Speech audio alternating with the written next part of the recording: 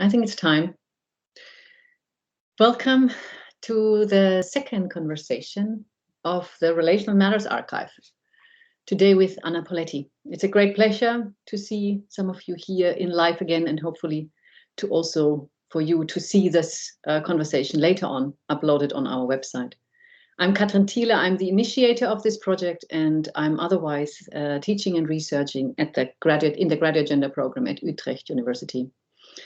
Here with us is also Ida Hillerup-Hansen, a PhD student in our midst in Utrecht and co-organizer of the Relational Matters Archive. Ida oversees the technical details for our session and also moderates the session's chat, which can be used by all participants here live during the time of our conversation. Ida, do you want to specify a few more things in terms of technicalities? Sure. Hello, everyone. So Relational Matters Archives will run a series of conversations like this one throughout the spring and summer 2022. And the conversations are recorded. So we're recording now, and they will be available in the online archive on the Relational Matters webpage, where you can also go to learn more about the project. So each conversation is loosely structured around the same 3 questions, and it will last for about 45 minutes, followed by a 10 to 15 minutes Q&A. And we encourage all attendees to share their questions in the chat. And I will raise as many of them as we have time for after the conversation ends. If the option is available for you to turn on your camera and audio, we kindly ask you not to do that during the conversation. So with that said, I'll give the floor to you, Anna and Katrin. Thank you so much, Ida, for helping us here in terms of the chat function. Let me start by, first of all, say a few words about this online archive and the work it hopes to do, and then also introduce today's conversation partner. The Relational Matters Archive aims to collect insights and divergent practices dealing with relationality as a starting point for research inquiries and ways of living. The archive is part of a project in which 2 claims are interwoven in the attempt to engage with and attune ourselves to today's planetary condition. On the one hand, an engagement with relational matters, which expresses an insistence on the interactive and messily entangled condition of our current times. And on the other hand, the statement that relation matters is meant as an ethical political wager to become more literate and more carefully attuned to what entanglement as living condition implies. That is, what does such a claim ask from us when living it? It's important for me to also emphasize that to take a relational point of departure does not propose relationality as a solution in itself. Rather, our conversations around relational matters want to inquire actually what relationality means in specific contexts and on different scales, and how a relational approach could offer significant insights to what is happening around us, amongst us, and within us. So much for the introductory words on this archive that you find also on our website, relationalmatters.nl. I would like to turn now to today's conversation and introduce to you also Anna Poletti as the special guest for today.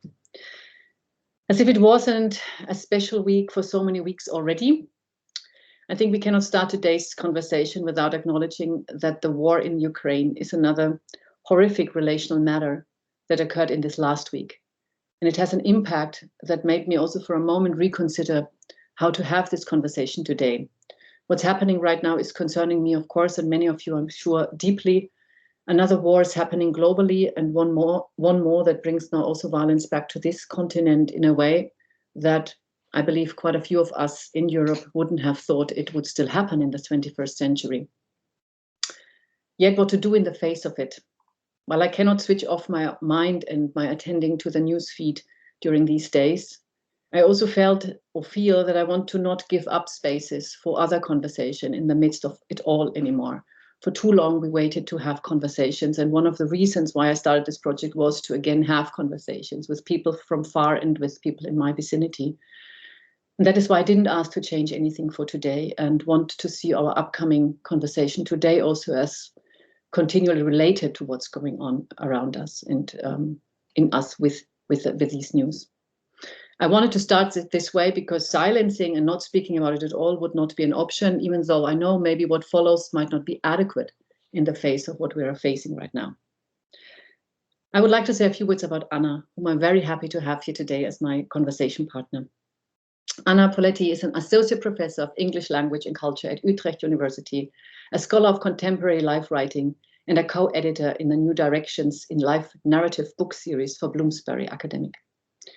Their work draws on feminist and queer theory tradition, and it examines how materiality of diverse media forms inform how stories from lived experience are presented. Anna's most recent book that came out with NYU Press in 2020, and I want to show it quickly as I have it here, and it's very beautiful, is exactly on this topic, on this approach, and it's called Stories of the Self, Life Writing After the Book. There are many more publications by Anna that show their queering approach to life writing and medialities, but I don't want to say more for these introductory words. You find all of this also when you would look Anna up on their own profile websites. And I want to just thank you, Anna, for being here with us. And I think we should now have no further introductory word, but really start our conversation for today for the archive. So let me begin by the first question. How does relationality actually figure in your work, you would say, or how do you or are you engaged with relationality? From which angle are you engaging in that topic that I'll try to have a conversation with you on, relational matters? Thanks for the invitation. It's really nice to be entering your archive. I think especially because archives are very interesting to me in my work. And I could maybe say a little bit more about that. Relationality figures in my work in two ways, I think. So on the one hand, as an undergraduate of the early 2000s, I was very influenced by the work of Judith Butler, and Butler's work continues to influence me in terms of the way they frame the question of relationality as a political and social obligation. And I'm very interested across their body of work, the way in which they balance this recognition of the call to self-representation. So in work such as giving an account of oneself, but also in their earlier work on gender performativity, and in their later work on in work such as Frames of War and on Grievable Lives. And I've always really appreciated the way in which their work negotiates this tension between the desire to express oneself and putting that within the Foucauldian framework of the fact that that desire is not naturally occurring, but is kind of coaxed from us through scenes of governmentality. But also the attention that they bring to the requirement to present oneself. So the attention that they bring to both the demand for self-representation, again drawing on Foucault, but also the risks of not being legible. And so for me, from a theoretical framework perspective, Butler is very influential for me as a theorist of relationality, who I think brings an incredible array of concepts, but also subtlety to paying attention to both the desire to be seen, but also the tensions in what it means to be seen, and then also what happens to those who are illegible and the question of legibility. So I feel as though all of my work has just been thinking that through, really, like thinking about the ramifications of that theory for both the claims that we make about life writing as a cultural and political and social practice, but also what happens when we think about that as a mediated practice. On the other side, so that's the theoretical framework. On the methodology side, relationality is also very important to me. I used to be able to proudly describe myself as a literary studies scholar who had never published an article on a book. That's no longer true. But my case studies are always weird things. I'm very attracted to marginal cultural practices, invisible cultural practices, forgotten cultural practices, things that are too small for anyone else to really want to pay attention to them, or too big for anyone to think that they're worth studying. So I'm a great lover of non-book cultural practices, and I'm trained as a literary studies scholar, so all of my training is in close reading, novels and poetry and drama and canonical forms of literature, and I was very heavily influenced by cultural studies, so I was very glad to be able to follow in the footsteps of the cultural studies scholars who expanded our ability to analyse the aesthetics of essentially non-high art. But to me, what I've taken away from the cultural studies tradition is that is a relational practice, that actually it demands of the critic a different position in relation to their object of study, but also a different position in relation to the people who produce their objects of study. So I'm often working on texts or on archives produced by people who either don't identify as professional artists and who are often living. And I'm very interested in what that means for the ethics of my scholarship.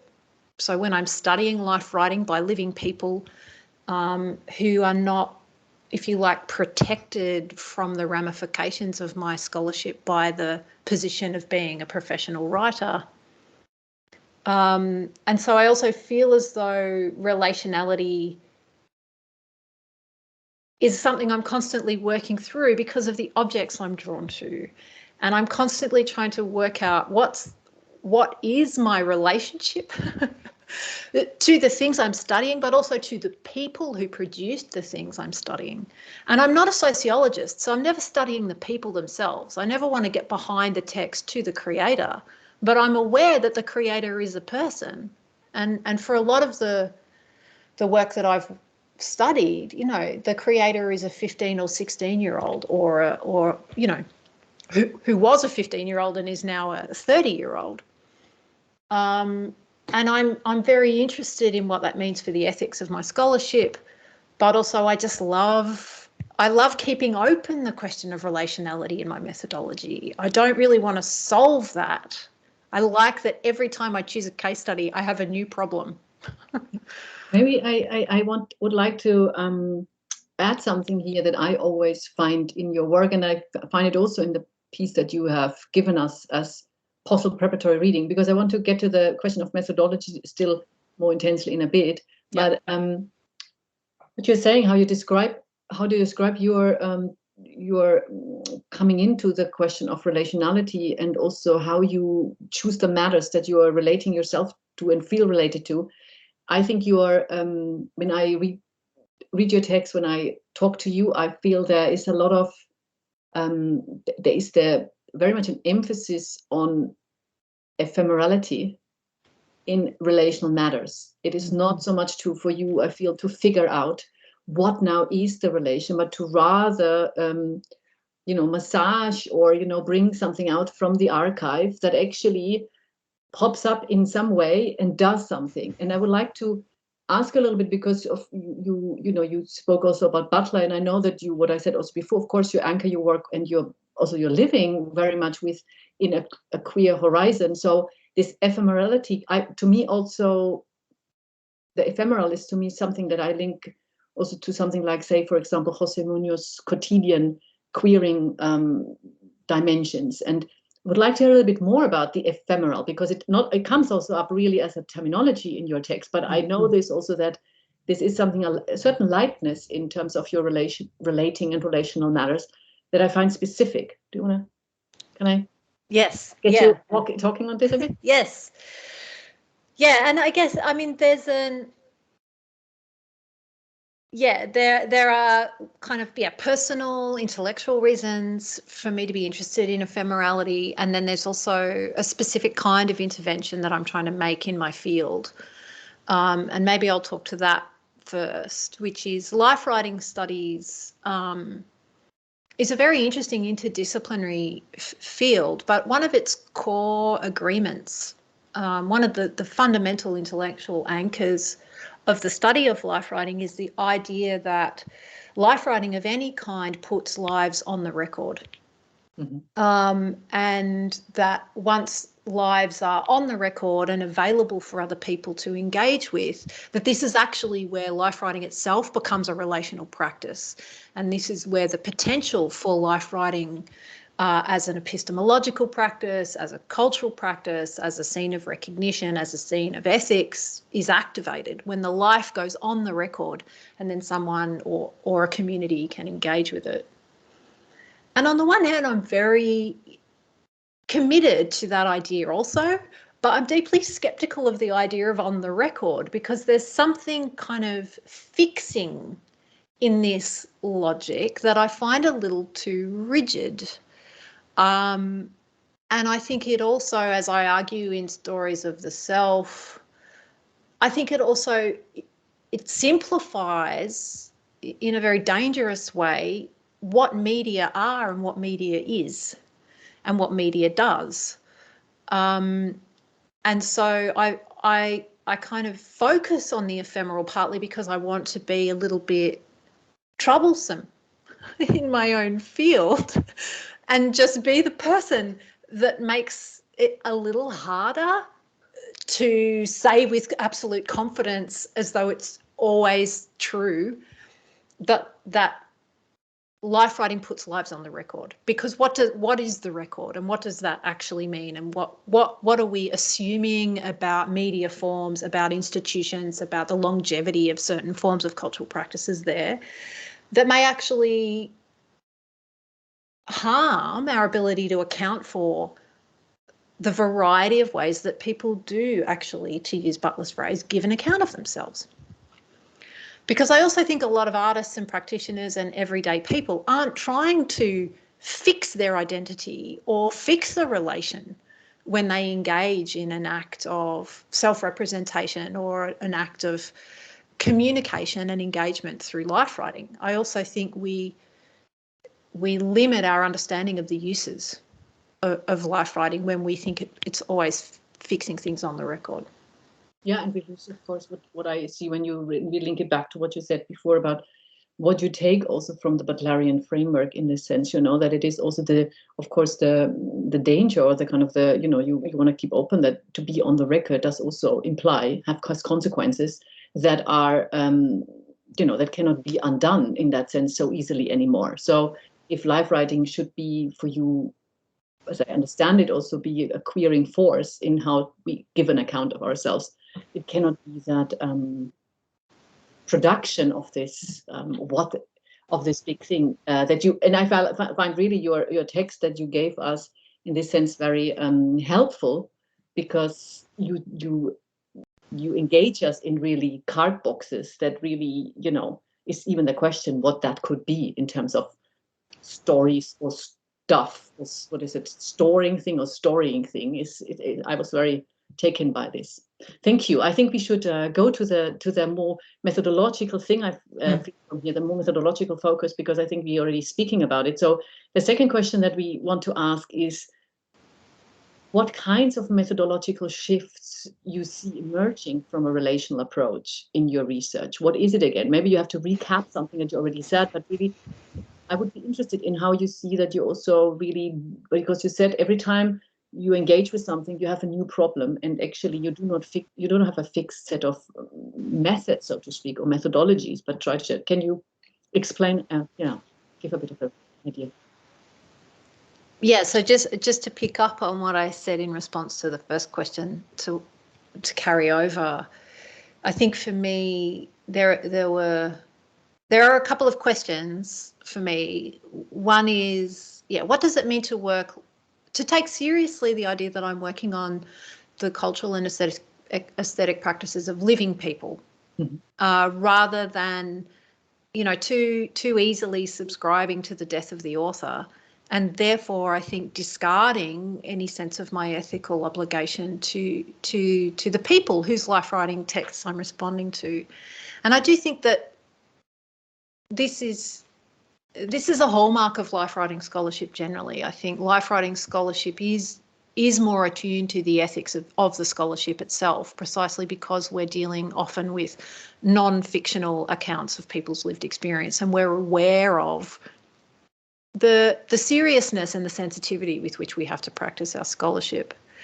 But to me, there's also an influence there of the question of situated knowledges, and how do I acknowledge myself as a particular kind of reader, and to acknowledge myself as a specific reader, or in the case of the Warhol time capsules, a rummager. I wasn't even a reader.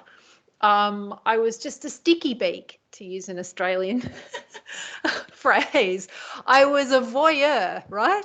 I was someone who had the cultural privilege to be able to sneak into the Andy Warhol Museum and have an archivist dedicate 5 days of their time to helping me nose around in Andy Warhol's stuff. So I guess I'm always interested methodologically in thinking not only about the ethics, but also, because I'm attracted to non-traditional texts, I'm attracted to them precisely because they present me with a methodological problem.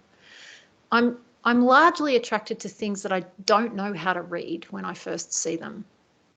And then the methodology actually flows from a series of experiments where I feel as though the text or the archive is there and I'm approaching it, and sometimes it's rebuffing me.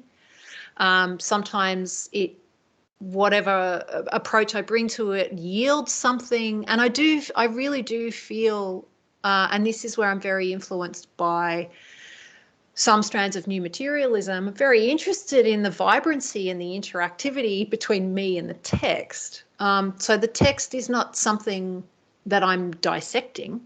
It's not a dead thing.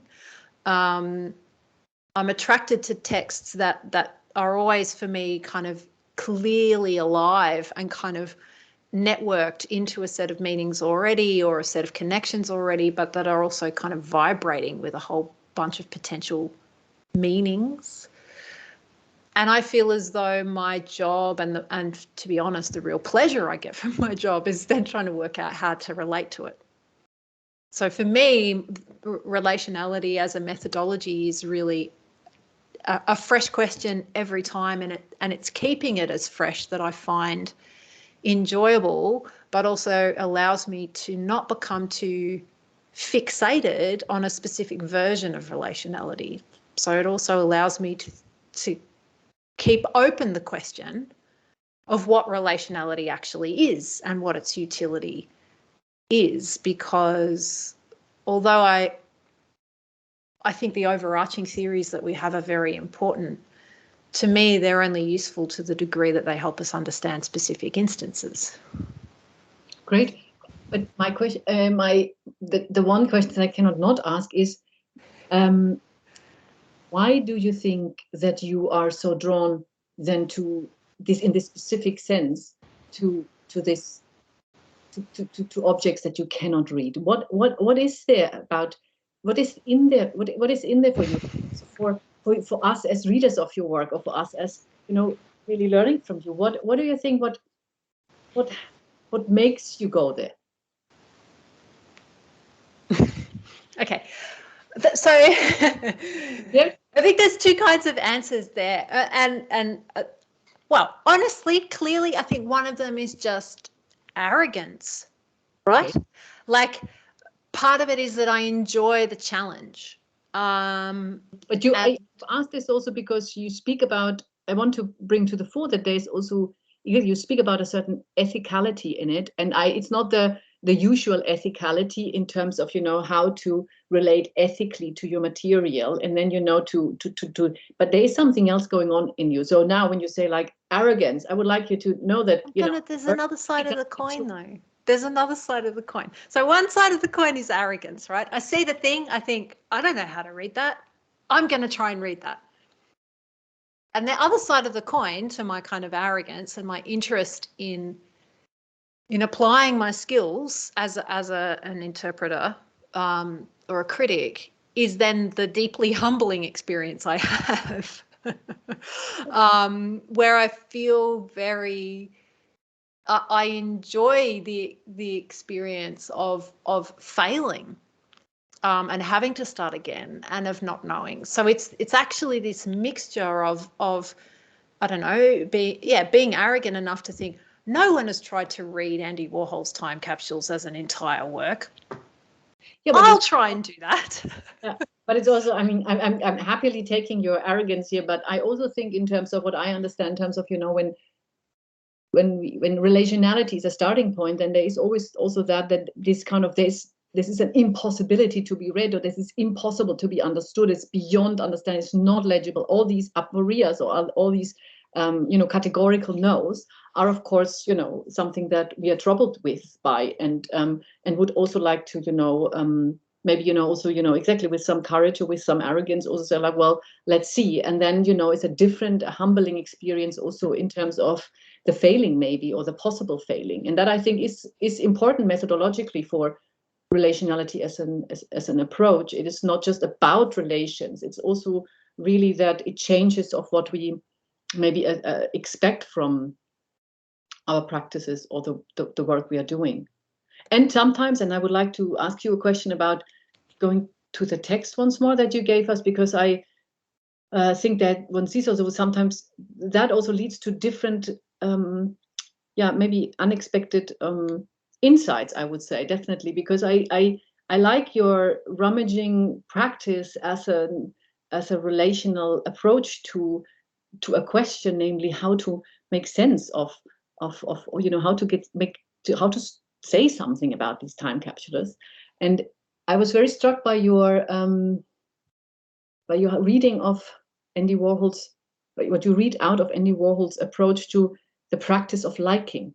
And now I might be wrong, but I read it, of course, very much as a different kind of, but at the same time maybe as some sort of pretext to the liking culture that we are in our medialized world. But I feel exactly this other approach to your objects allowed you to also see that the practice of liking in Andy Warhol is, while the same, it's also different. It has a different connotation. And maybe you can still say something about the practice of liking, because I think it is important to see. You also speak of sexting as that you found there, but I think the practice of liking was something that really stood out to me as what you could see otherwise with that methodological approach that you also did.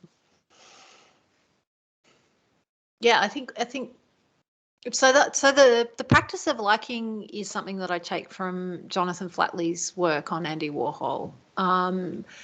And Flatley's book is called Like Andy Warhol, and he studies Warhol's in largely like all of his work, so across all the different mediums that Warhol worked in, to try and produce this interpretation of Warhol's methodology of his praxis, and it is this idea of liking. And Flatley has a very nice way of articulating liking, I think, as relationality. So I also, as I was reading Flatley's book, I was thinking, this is a theory of relationality. This is a theory of how to be interested and troubled by others or by objects. And he uses an idea that I find very interesting from psychoanalysis, which is the idea of introjection. So we're attracted to things or people because we would like to bring inside ourselves in some way some element of that thing. Flatley's theory is very nicely attending to this as a kind of non-absorbing, non-colonizing practice. And I'm quite convinced, actually, I mean, not everyone will be, but I'm quite convinced, actually, that there is a way for introjection to happen that is not a kind of violent assumption or a violent kind of cultural appropriation, to use a term from like contemporary activism, that there is actually a way of being in relation to texts or to others that recognizes a similarity and a difference and is attracted to those things, but wants to be changed by the encounter. And I think that's also central to the method. Yes. Is how does the thing you're studying actually change your idea about what it is you're studying or what you think your field is concerned about?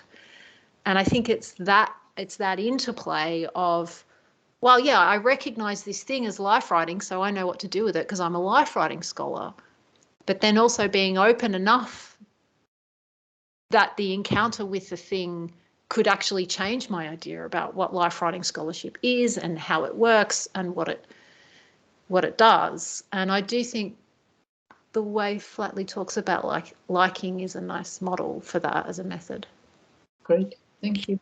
It's time for our third question. So after we heard you speak on relational matters more in general than the methodology now, I mean, it's time to also think about what do you see as possible tensions or dangers or really also limitations when in this, current also, often hyped approach to relationality, that is where we all have to go to.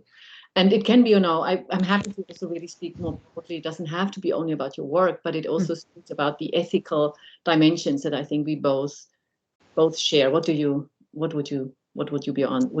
be your answer or your response? So there's two things that always worry me in my own work on this. One is, can it turn into a kind of narcissism? Can an attempt to actually use relationality, particularly as a method, and an ethical kind of framework for forms of scholarship, does it bring with it a risk that at the level of the text there's too many I statements inside my writing, or also at the level of the interpretation that I become too fixated on what the text is doing to me? And then is that in some ways just asking my reader to observe an interaction between me and a text? And what's the scholarly value of that? Like, what am I offering people?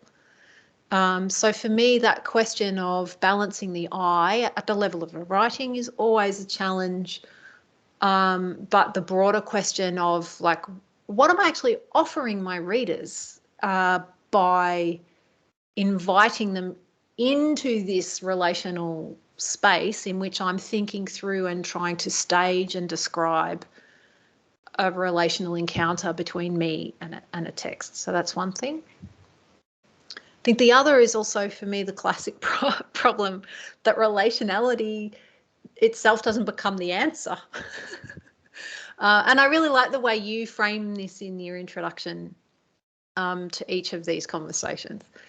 So at the level, again, of what are we trying to do with our scholarship? I think it's a given, right? We all know now that relationality is a thing. So I don't think it's really valid for me to be producing scholarship that concludes and relationality is therefore important. So for me, the question is always what specific insights into relationality and its difficulties or its practices or the role of media, for example, in staging scenes of relationality. What genuine, tangible, useful things am I saying about relationality rather than merely observing it?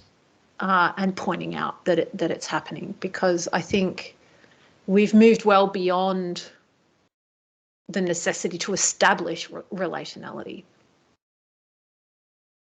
Great. Yes, I think they're very important points I can link to. But one last thing maybe, because I know that you are also on the one hand very committed to, and it links, I think, the committed to storying or storytelling as a methodology, but at the same time I think you're precisely in that way, but you just now said, very critical also very often about the relational method of storytelling as indeed that would, exactly what you now say, establish ultimately that relationality is the thing. Yeah, I think the limits and the tensions in also the framework that we are talking here, I would say, is very much indeed the problem of the I in all of that, and how to not re-establish it, as you also spoke in the beginning about it, re-establish it as that is then on record. And I feel that is a problem also in terms of relationality, as something with which we start, that one approaches this as if it's a relational matter, but it's much more about how I tell a story than about actually the changing practice that I think your methodologies of rummaging or your undoing the book or something imply. Am I making sense? Yes, you're making total sense. And I was just going to say, I think this is one of the reasons why I was so excited by you proposing this project, because you're right that yeah, recently in my work I've turned away from making kind of formal academic arguments. I still want my writing to have points to make, and I still take seriously the need to articulate what I'm saying and support it. But I've been looking for different ways to do that. But I am also skeptical of narrative as the only way in which we can do that. And the conversation that you and I are now having is, to me, a very exciting other mode, right, in which relationality becomes both the method and the subject. And I don't think it's sometimes also a little bit confusing of what we are now exactly talking about, but I'm totally with you. That is, I think, the hope for these conversations. And I think it's really telling, right, that some thinkers, some of the canonical thinkers who have influenced the relational turn, their most accessible texts are interviews. Oh, yeah. Which is a form of publishing a kind of a document of a relational encounter. And I've always been interested in the status of the interview in theory and philosophy, because particularly with some thinkers, when you're trying to teach them, for example, to undergraduates, teaching the interview is way easier than teaching the primary text, where the thinker is really grinding through the specifics of their argument. So I guess I'm also still asking myself the question about what the appropriate forms for relational thinking and relational methods are, and I think the conversation is super exciting for that reason. And has to be continued another time, because we are reaching the end of our time limits, which we want to really keep. But super nice, I think, a nice conclusion that we found. I would like to invite now Ida in again to maybe and ask our participants, our lovely participants here, live participants, if they have questions or comments to make.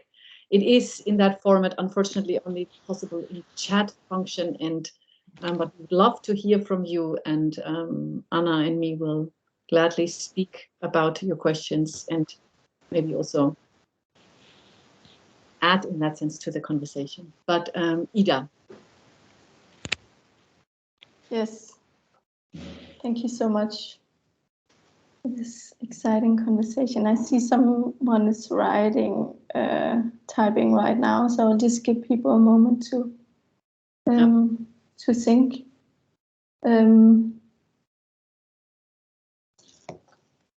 Do you? Yes. Oh, yeah. Yeah. 3 questions from Eva. So the first one, can you talk about your decision to not include images but letters in your essay? Parenthesis, copyright or ethical? Lovely question. You can start, Anna, if you want to. Yeah, it's a great question.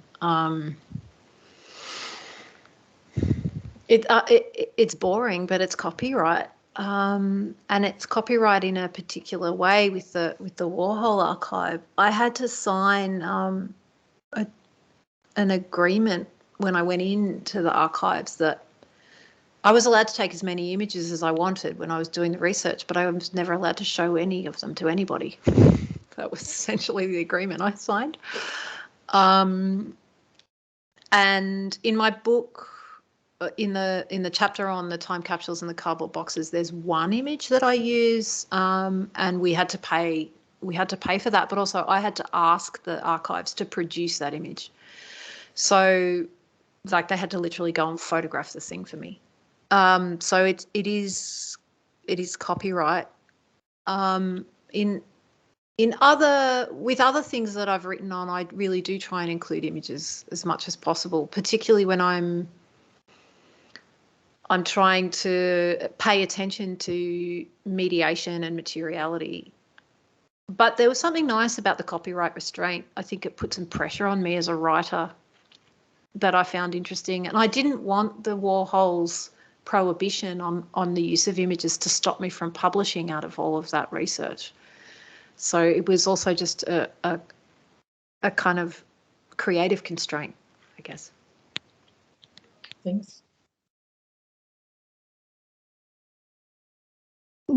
Thanks. Just in time for the second question too. Queer theory or fact theory? Question mark.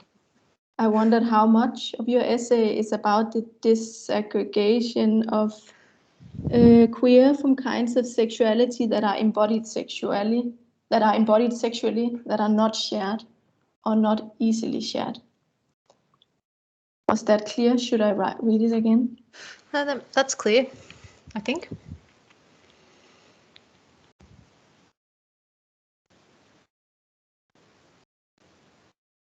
Wow, I think the essay that I shared is trying to walk a line around eroticism. So I think I'd probably substitute sexuality for eroticism there. And I think this is something about relationality, maybe, Katrin, that we could talk about, is the status of the erotic. Yes. Both in terms of the erotic and the sensual and its place in theories of relationality, but also its place inside relationality as a method. So I wonder if I'd be interested to hear from you, actually, on this question of the sensual and the erotic and liking, and how we account for it and how we use it when we're thinking relationally. Yeah, I mean, I'm also interested in that question. And again, I'm really sorry that we, in this format where we cannot really engage with Eva being here also in presence in speaking. But for me, maybe you say erotics, for me, it is maybe desire. And I would always say that that when I engaged in relational matters, I want to now say it on the question of relationality itself, or on the methodology, or how I relate, then desire structures, or was desiring dimensions are at the heart of it. I think that is also where I started always from, as a different approaching the world, as with desiring. And so I'm I might not be able now to speak, because what I find important about the question that Eva poses is that in the context of your text, you really speak about sexual, say the dick pics, you speak about sexing, you speak about this. So there I cannot really respond to that. But what I feel is important in terms of, exactly as you say, relationality, there is the erotic or the desire. That is something I feel like that is certainly at the heart of, for me also, as how I would, if I would be asked about this question, how I would say, like, no, that is something that I know it is also problematic. It is also, exactly in that sense, what I would say also situated partial, how I approach things, but I would not want to let go of it. Also in the sense of, what it then does maybe to my readers or to people who are listening now to this conversation. There is something in it that I would not be able to dissolve from question of desire, and in that sense also really in that sense that I think Eva brings to the fore, that I mean really in a queer or sexual sense. Can I ask what ideas about desire, like what your definition of desiring is? What is desiring? Because this is something I'm super interested in. Right now, when I speak about, it's more like, that what I also see happening between you and the card boxes, the way you also describe them. I think the language you're using, the atmosphere that you bring about, exactly as you also say, you could not use with maybe pictures, but you wanted to challenge this in terms of your wording and how you bring the reader in, and there is something that we feel much more so, and we see. And I think that is something that I always find also in my own pedagogy is very important, that I think like relationality is not something exactly that you understand in terms of category, but that there is something that opens up, and there is something that you explore and discover, maybe also in an unpleasant sense with discomfort. So these things, I mean, with Eva is still typing, but we can come to the two. We wait, but if there's another question, please also type in. We want to definitely wait for the third part of the question, or you want to say something still to this question about queer theory or fag theory. That's interesting. Okay, there's a question. When is cruising a particular kind of looking? Yes. Yeah. I connect your liking. It reminds me of munism, and I very much connected that too in that sense. But maybe it's you. Yeah, and I guess I'm interested in, again, to come back to the question of sexuality and the erotic and relationality. I'm interested in trying to always keep the text itself and the forms of mediation and the materiality as a kind of central element of what might be being desired. So not to kind of flatten out the textual encounter as a kind of bridge between one human and another, so that part of the challenge for me in writing this this piece about Warhol, but writing particularly about Jed Johnson, in the little section on Jed Johnson, where I have to admit, okay, I've been looking at photos of Jed Johnson all day, I want to write a biopic, right? So I have to acknowledge, right, that the encounter with these particular media representations or media traces of him as a living person does throw me in relation to some idea of Jed Johnson as a person. But actually what I'm trying to hold in view in the criticism is that this desire is also a desire for the photographs, like to the photographs, and not to flatten out the text and the mediation as just a kind of bridge between me and Jed Johnson, because it's not actually just about the human on the other side. This is why I do kind of align myself with new materialism. It's also the desire that the forms of materiality and the particular media object ignite. And so I'm trying to kind of hold that in view, I guess, as someone who's very committed to not just flattening textual practices into sociological practices, and someone who's deeply committed to what close reading can do, which I know makes me sound old-fashioned, but I think it can do things. Yes. So in that sense, I think the sexuality is also about objects. It's a sexuality of fetish objects. Nice. Ida. Some more. Yes, there's some more typing here in the chat. Again, I will invite people to share other questions. I don't know if this is a follow-up from Eva. We should just wait for, and we could also, Ida, if you want to, because you also wanted to maybe ask a question, I'm really happy to also take someone in between and then come back to Eva. We have another 7-8 minutes, you know, so that's... Yes. No, I think, well, I had a question. I had to write it down on my phone to remember. Oh, here's someone else's.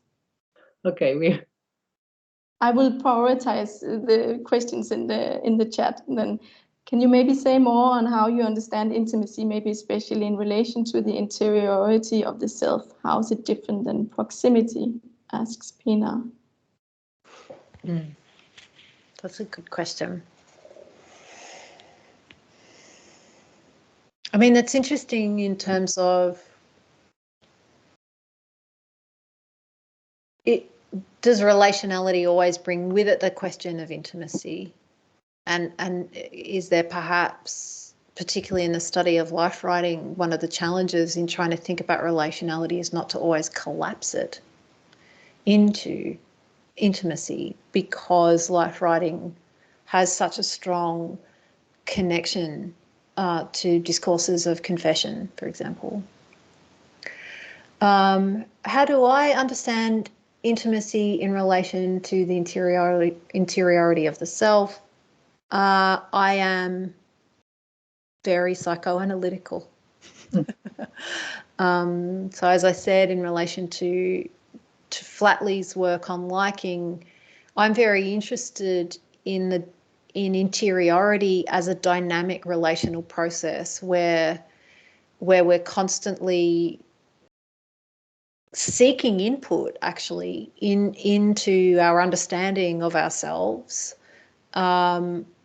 by interacting with others. So I do think that introjection and these other forms of kind of taking from others things that we like, as well as kind of forming in relation in differential relations, is an ongoing practice. So to me, the interiority of the self is an ongoing process through which we are taking and forming from and with others.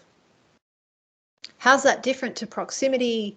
I think it's different to proximity because I feel as though proximity is more, and Pinar, please feel free to clarify if I've misunderstood how you're using proximity here. Proximity is largely spatial. That's how I think of proximity. And I don't think that proximity and intimacy, I don't think proximity determines intimacy. So just because I'm spatially close to you doesn't mean that I'm intimate with you, and vice versa. So, I mean, especially as an Australian living in Europe, I'm extremely intimate with people that I am not spatially proximate to at all. So I think that's probably how I differentiate the two terms in thinking about spatial closeness and not having that collapse into intimacy. Wonderful. I think to just take up, Ida writes, I often see intimacy being collapsed a bit with proximity, but he agrees with you. Thank you. That is great. I do think we have to come to an end. We promised ourselves to always stop before the hour is full. I would like to thank everybody for a wonderful session, but most of all, of course, Anna, you, for being a lovely conversation partner today in this another special week. To everybody, to all of you, please stay tuned. We will have we will continue this series. By the end of the month, we have conversation 3 with my dear colleague Domitilla Olivieri, You will be informed about it, of course, and then it continues on in a more or less monthly rhythm. You can also find the information on our website, relationalmattersarchive.nl, and the conversation will be up from today in about a week, I guess, also to be found at this website.